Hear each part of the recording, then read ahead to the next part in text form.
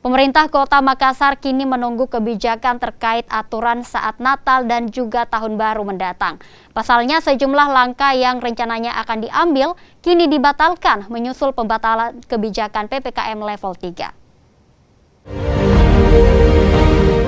Salah satu kebijakan yang batal diterapkan setelah pembatalan PPKM level 3 adalah vaksin on the road. Selain itu, wacana penyekatan di perbatasan Kota Makassar juga kemungkinan akan ditiadakan menyusul belum adanya kebijakan dari pusat.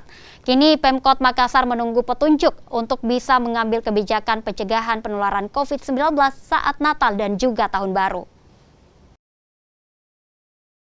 Kita mempersiapkan surat edaran setelah instruksi Mendagri turun soal Nataru. Kemarin kita dapat pengarahan daripada Pak Mendagri ke TNI dan Polri di virtual.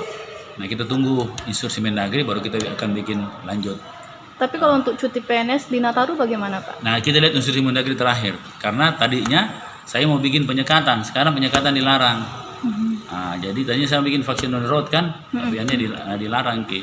Jadi saya bikin model lain lagi. Jadi masih menunggu keputusan ini, Pak, ya? Menunggu SK-nya. Apakah akan ada kemungkinan ASN bisa cuti, Pak?